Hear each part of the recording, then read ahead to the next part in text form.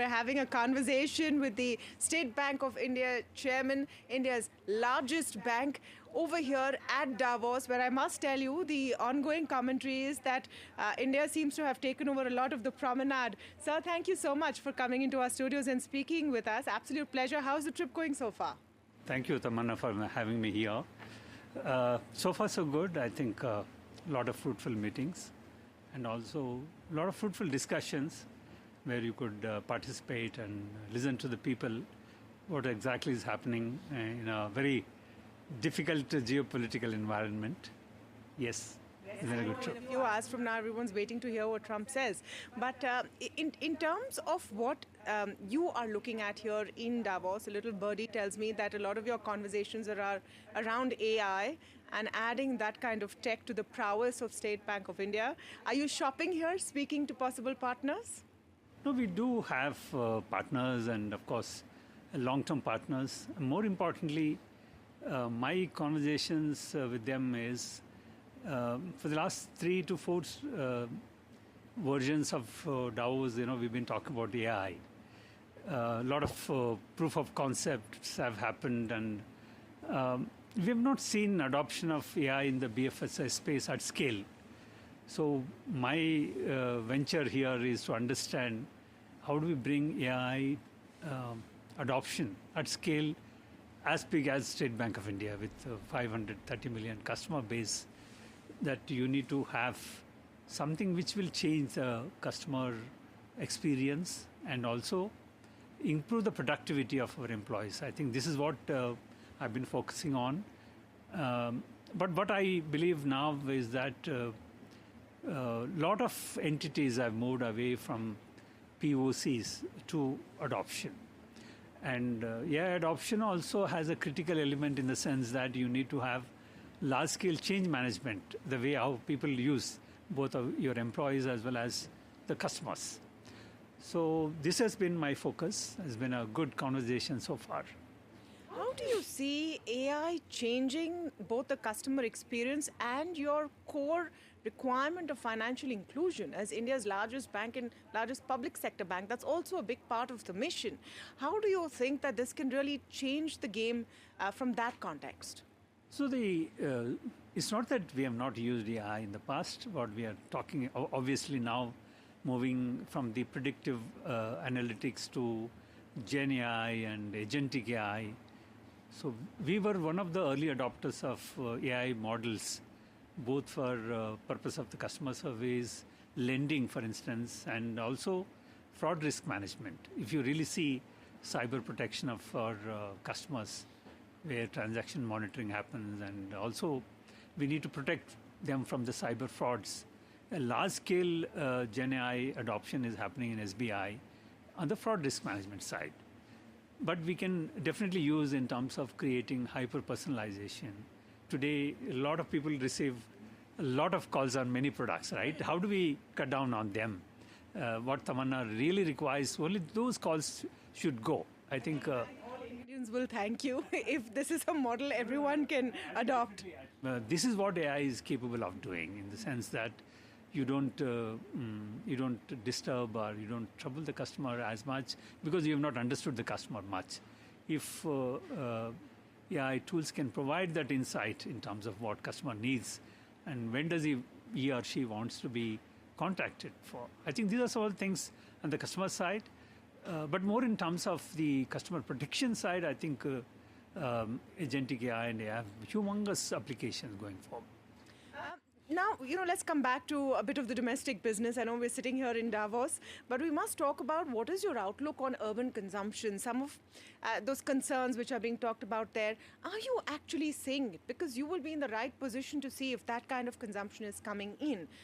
A lot of the conversation that after the GST rationalization, it is banks who will see that uptake as people want to go out and consume more and take loans to do the same. So we did see... Of course, I won't be able to speak about our Q3 numbers because the results are scheduled sometime during February.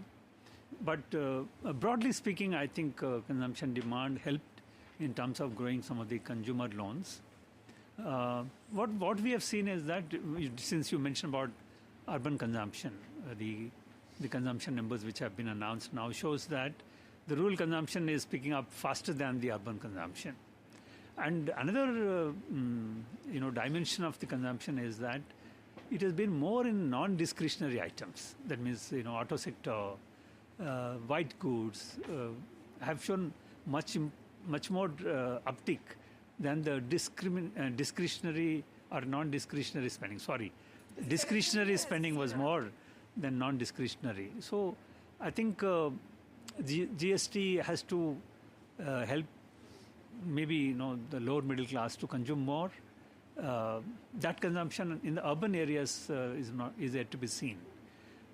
But on the discretionary spending, we have seen a significant uptick, both on the auto sector as well as white goods.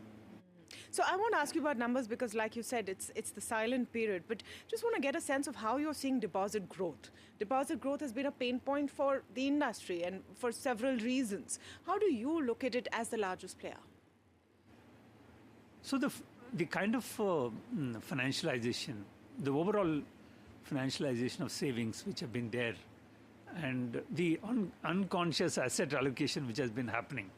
People earlier probably used to have savings, and savings are destinations were only bank deposits. But today you may not call it asset allocation in the truest sense, but you would like to keep some money in the mutual funds, and some money goes to the insurance, some to the pension fund. So which means that I personally believe that it is a kind of irreversible movement which is happening from the bank deposits to the other alternative financial instruments. It may change. If the stock market is doing, probably more flows will be there towards that.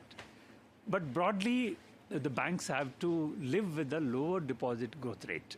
That's one. Number two, I think we also have to see that how do you structure your balance sheet? Do you want to structure your asset growth purely based on deposits, or you can go to the market and some of these savings which are currently going to various instruments have to come to the real economy, right? Back to the real economy. They are coming in some form.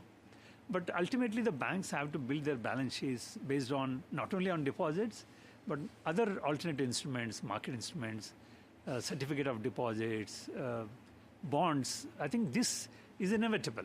I think that will definitely happen. Eyebrows raised when a bank of your size goes after certificate of deposits. See, this is. I mentioned certificate of deposit to make you to ask me that question. So I think it's important to realize that every bank in India has to look for alternate sources of funding their balance sheet. This is what happened globally.